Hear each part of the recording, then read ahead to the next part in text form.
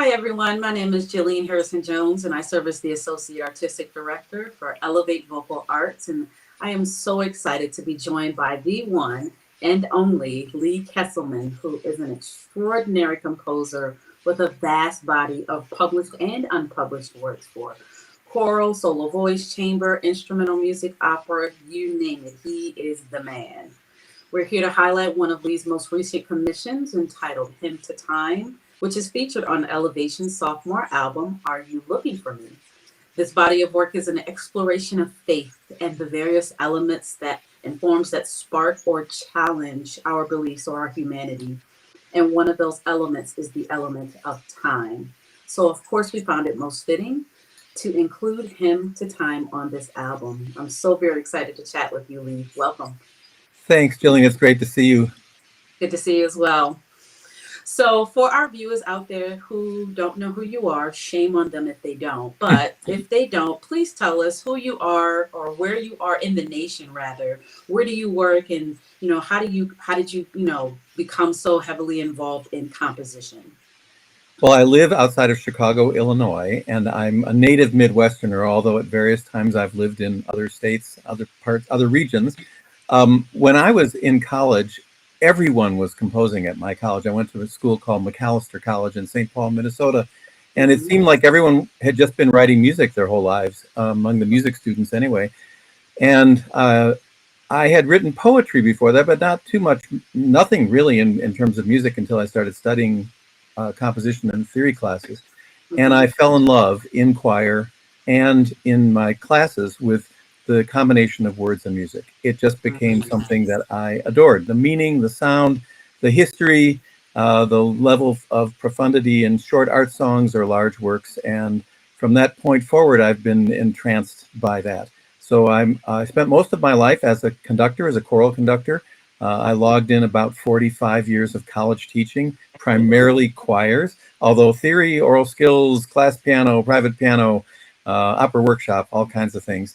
And my life has been divided into being a conductor and a pianist, mostly collaborative piano, and a composer and arranger. So I've just been doing this as long as I can remember, and I've had the good fortune to be able to get some of my things published and many of my things out there and performed either by me or then eventually by other people as well. So I'd say I'm pretty much consumed by the vocal choral world. Mhm. Excellent. So you're living the life, essentially. That's right. And about 2 years ago, I retired from the college teaching, and have Mhm. found that I've been spending even more time reading poetry, reading other things, and composing. And that is living the life. That really is. There you go. Excellent. So let's talk more about Hymn to Time, the piece itself. It was commissioned by a consortium of different choirs, including Elevation. So can you share with us what other choirs make up that consortium? And then to piggyback off of that, how did the commission come about? Sure. Well, I'm going to have to put on the glasses and actually read all the names because there are That's fine. 13 choirs involved in this. The Bob Cole Chamber Choir at Cal State University Long Beach, Central Regional High School Chorale in New Jersey, College of DuPage Student Choirs, that's where I used to teach, Mhm. Elevation, of course, that was the first performance, Glenbard North High School Choirs in Illinois, Glen Ellen Wheaton Chorale in Illinois, Hinsdale Chorale in Illinois. You can tell I live in Illinois. Yes. Michigan State University Chorale, New Trier High School Choir in Illinois, No Name Chorale in Illinois, and the NIU Concert Choir, Sen Arts High School Vocal Ensemble in Illinois, and the St. Charles Singers. Not all those groups have performed the piece yet. We're partway through. Mhm. About three or four of them that have actually performed them. Elevation, of course, has recorded it, and then the others are all scheduled for next fall. So you're going to be going on tour, I'm Well, assuming, I with think as many of those as possible, right? right. So this was a different process than I usually have gone through. Most of my choral pieces are written on commission. Mhm. And in this case, I ran it across a poem and I thought, oh my gosh, I really want this poem screams music. It Yes. just shouted to me day and night that I have to be set to music. And I knew the name of the poet, although I knew her as a speculative fiction writer, a science fiction writer, and probably one of the most famous ones, Ursula Le Guin. Mhm. And I didn't know exactly how to proceed because I loved the poem, but I didn't sense this was going to be a poem a lot of choirs were going to say, yeah, we really want in on that. I Yes. mean, sometimes when you're working on commission, somebody says, well, we'd like something about the joy of singing in Yes. community, or something, that touches our particular community. We had something special happen, or it's an anniversary, or it's something like that. And I thought, no, this poem is just too deep. Yes. No one wants this for their 35th anniversary of their choir. They're going to laugh at me. So sometimes I save everything, poems and everything else. And I save the poems and try to wait for the right moment. And then I thought, no, I'm going to do something completely different. I'm going to send a note to about, I don't know, 25 or 30 of my choral conductor friends and say, hey, I've got a poem that I would love to set to music. And if you want in on that, I'm going to charge you not very much money, but I'm going to ask that you perform it during 2024. I'll have it to you before January 1st of 2024. And then you can be a co-commissioner of this piece. And I thought, well, if only one choir answers, Uh-huh. I'll be okay. Then I'll get a little money for it. I was going to cost everybody about a couple dollars for each member of their choir. And I thought if we get one or two, it's more than I would have had just for writing it myself. And sometimes when you write a piece without a commission, it goes on the shelf and it stays on the shelf. Right. And that is not my goal. My goal is to write music that humans perform for other humans. I know that's radical, but that's who I am. So I sent a note out, and lo and behold, it took no more than a day or two before I started getting responses from people. And eventually there were these 13 conductors. And I knew all of these conductors from one part of my life or another. Some of them I know their choirs, some of them I guess I know their choirs in most cases, and they're about half of them are from Illinois, but they range from high school to community adult to college, community college, university, and professional. So the challenge became, can I write a piece of music that will challenge everyone, but that won't make it impossible for them? Yes. Um, and put the difficulty level vocally in a place where a lot of choirs can perform it. Yes. And I think each project has its own little challenges.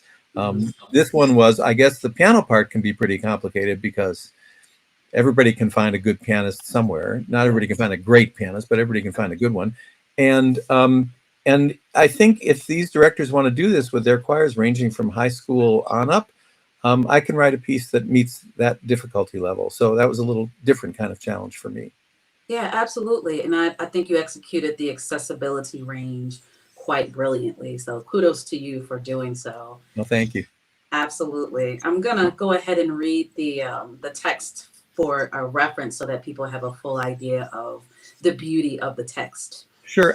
Just before you do that, I hate to Mhm. interrupt, but I should mention where I found this poem because I was reading a book, and this was the frontispiece, the little poem before the text of the book, and the book had Yes. nothing to do with. Well, it had something to do with time because I guess everything has something to do with time. But it was a book by Annie Lamott, and I think a lot of people might know her. Mhm. She writes essays, and she's had a very interesting life of recovery and revival, Mhm. and just finding her way through life. I think the subtitle is on revival and courage. And I don't read a lot of books in that sort of medium, but I thought I got to the first page and there was this poem, and I couldn't go on to read the book because I was stuck on the poem. The book is Annie Lamott, Dusk, Night, Dawn. Um, and I think I just saw it somewhere and thought I should read this book. And then the next thing I know, I'm stuck on the first page and I can't go beyond that. And when again, I saw Ursula Le Guin's name and thought, oh, she's a science fiction writer. And then I realized I've actually never read any of her science fiction at that point in time. It was somebody has a theory that a lot of creative life has to do with people who notice things, who Mhm. notice what's going on, notice how people are reacting, notice an expression someone uses that is really interesting or whatever. And I don't I don't claim to be the most noticing person out there, except in this particular case, I noticed the book in a bookstore and bought it and then decided to read it. And then I noticed the poem. And in this case, it sort of infected me. I didn't have much choice. So the book did its job before you even got to get into the weeds of it. That's brilliant. Yeah, it was a good book too, but the poem was great. Well, I'll read the poem that he's talking about. It says, "Time says let there be. Every moment and instantly there is space and the radiance of each bright galaxy. And eyes beholding radiance, and the gnats flickering dance, and the sea's expanse, and death and chance. Time makes room for going and coming home, and in time's womb begins all ending. That line right there struck me. I'll read that again. And Mm. in time's womb begins all ending. Time is being, and being time, it is all one thing. The shining, the seen, the dark abounding. That one line, in time's womb begins all ending, because when we think about wombs, we think about the beginning of life. Right. And it says it begins all ending. Can you talk to me about whether it's that line or a different line that sort of struck you most in this poem? Well, that line is one of the most special in the poem. You picked right Yes. up on that, and I think there's a quality in the one book of hers I've now read of Le Guin's, in which she's very tied up with Taoist thought and that whole notion that there's a oneness of that all parts combine to be a oneness, and that's not only the physical oneness, but it's also the metaphysical, and so that would mean this notion of in the birth of everything is also its death, its ending, Mhm. which I mean, when one starts to think about that notion too deeply, as I like to say, my head begins to hurt, but No. that's a good hurt. Yeah. You know, when you become a parent and you watch the birth of your child, and then you recognize that there's a totality here. You probably won't be around to see the totality, but it's there. Somebody said that the seeds of each of our death are sown early and unforgivingly, and I think that's part of what's going on here is the whole notion that from the Big Bang on, Mhm. there's an ending in sight too, and certainly in human life there's an ending in sight, and we are vessels in our own ways. I mean, the womb is obviously a vessel, but we as people are vessels of all that we touch and all that we have been and will be. And those are some of the ideas that were occurring to me when I first read the poem, and the more I worked on it. I spent a lot of time with the poetry before it becomes music. And when I Yeah. do Q&As with singers, or especially with student groups, they Mhm. all say things like, how long did it take you to write this piece? Yeah. And I say, well, it took my lifetime to be There, able to write this piece. there you And go. but the other thing is that it starts with so much time spent dealing with the poetry and how you want this piece to be in an existential way, long before there are things like notes and rhythms and time signatures and key signatures. Mhm. All of that comes well into the process. So I usually give people two answers and say, well, I read this poem 5 years ago, or if that's when it was. And then when I decided to write this, I read through another 400 or 500 poems looking for the right one, because that often happens. Mhm. And then but there's the gestation, which is sort of two gestations. The first gestation is living with the poem and reciting it around the house and writing it out in longhand.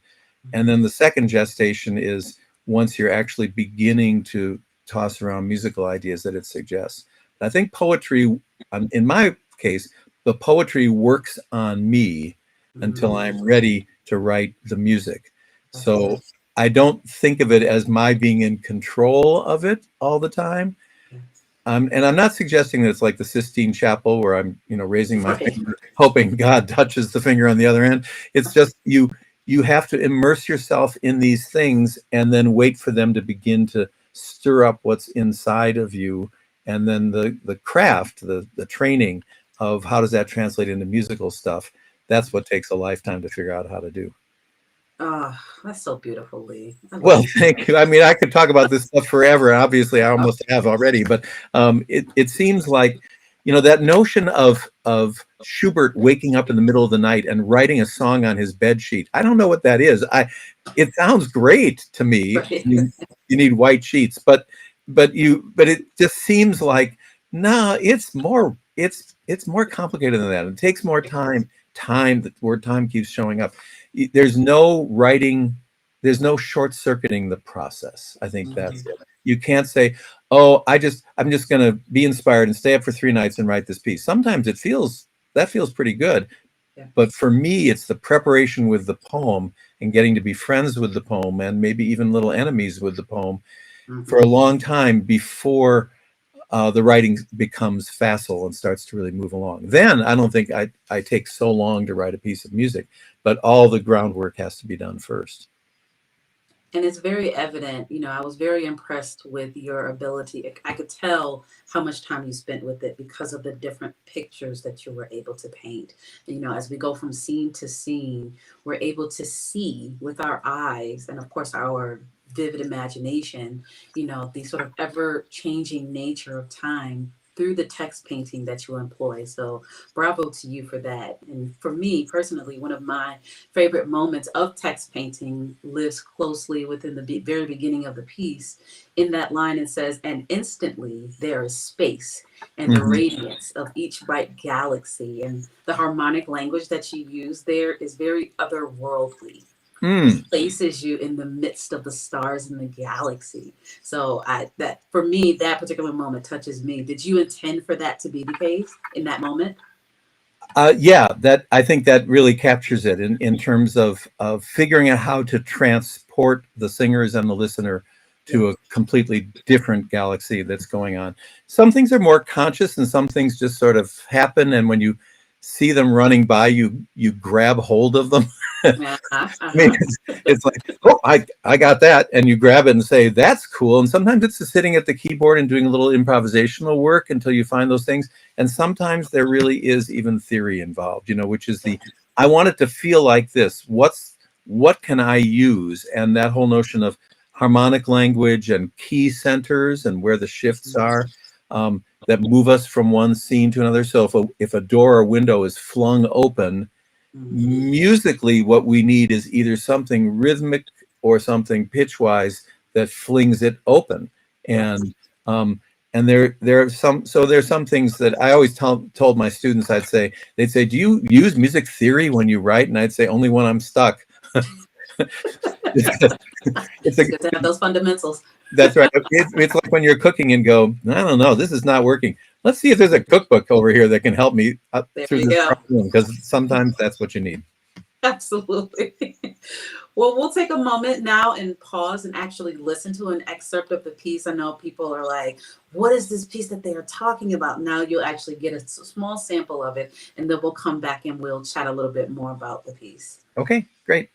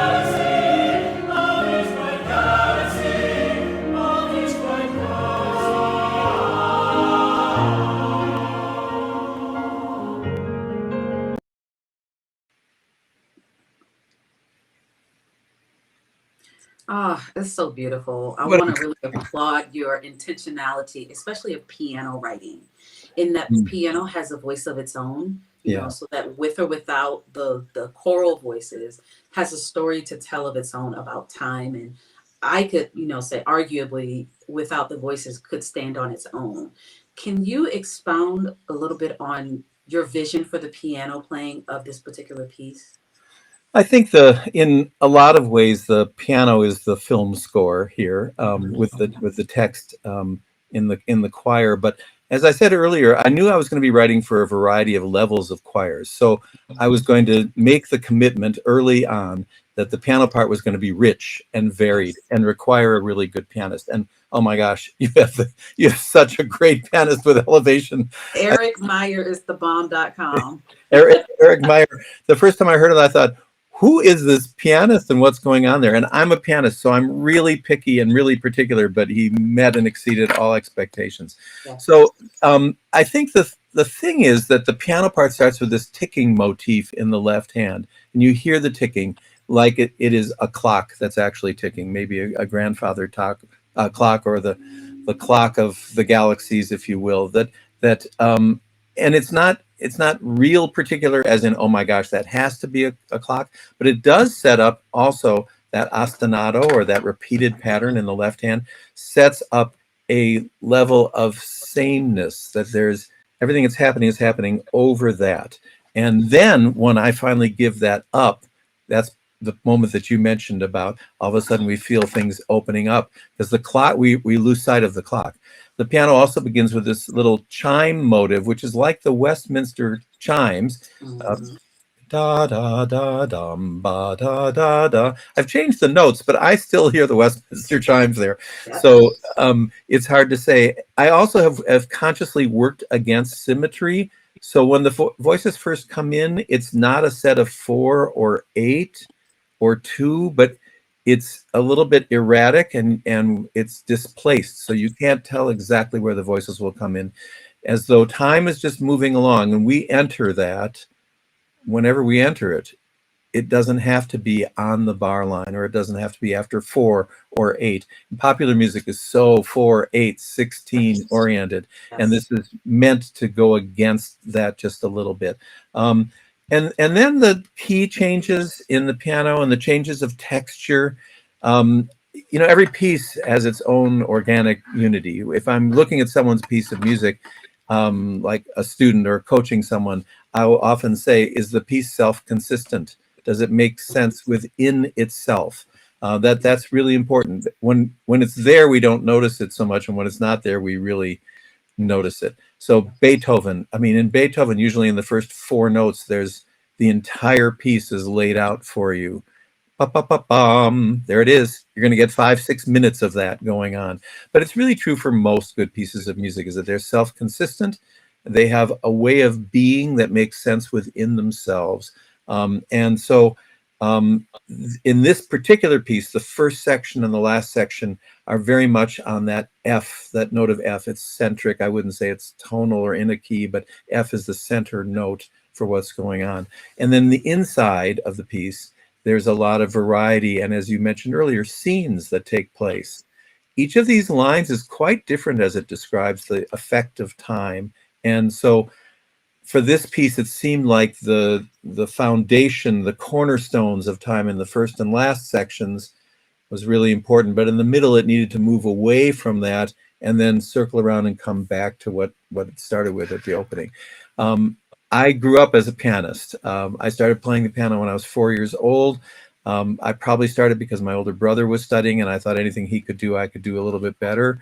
My mother believed that her 3 sons should be cultured people and learn how to do things like play the piano. So we had a piano in our house. It wasn't The first piano wasn't great, but it was a piano, and she really believed that we should all be exposed to those things, and sports and a whole bunch of other things, but certainly piano. So my first degree is in piano and composition. As I said, I am a pianist. I perform mostly with singers, but sometimes instrumental chamber music too, and love the instrument and feel very, very at home with the instrument. I feel like the piano is one of my voices, and just always has been. So I wrote a part that even Eric might have had to practice a little bit. You never know.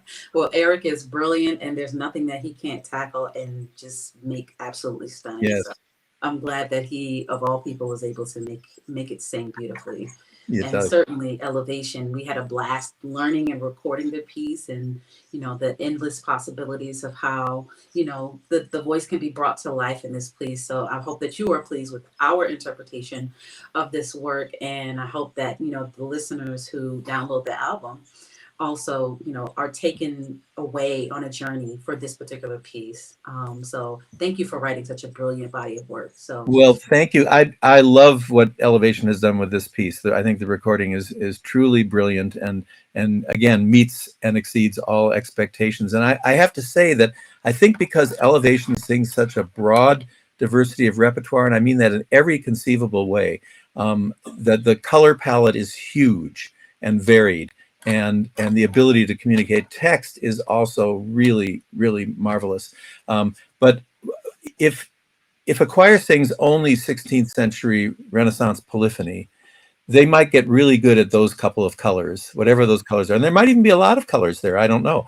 But if a choir like Elevation sings the music that's on this CD, you are all over the place in terms of the tonal palette that's there. I like to say we're not playing with 8 crayons. Now we got 96 and maybe more. And when that happens, then in a piece like this one, where there are the episodes and they're quite different from each other, then those colors start to come through in the performance in a way that a lot of choirs can't really quite manage to get to happen. I would like the piece in a lesser performance because it's my little piece, but when the choir can bring so much variety to it and so much expression, then of course that's the goal.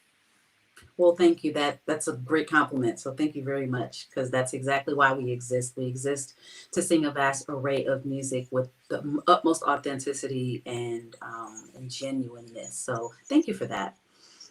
So we're going to wrap up soon, but I want for those who want to get in touch with you, whether it's to commission you for something, or whether it's, to invite you to work with their students or whomever, how do people get in touch with you? My website is www.kesselmanpress. Oh, and I think it's on the bottom of the screen, kesselmanpress.com. And there is a contact us button on there as well. If you were to go to my name just anywhere in the old Google search, you would find that probably, and you might find a website, leekesselman.com, which is my web store for the things that aren't published through publishers. I think those are probably the best ways right there. I have a lot of choral music, maybe 150 pieces or so that range from 1 minute to an hour, sometimes with orchestra and sometimes with just a hand drum or something like that.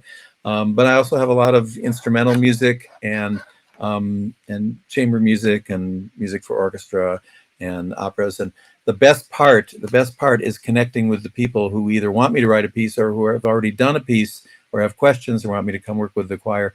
I've spent a lot of time since I retired going out and hearing more choirs and other musicians and meeting them on their own ground and working with them and so forth. And that's also living your best life, is getting a chance to meet people over the dinner plate of music. Absolutely. Well, we had the chance to work with you intimately on our performance of this, which was a treat in and of itself. So thank you for taking the time to be with Oh, us. it was very special for me.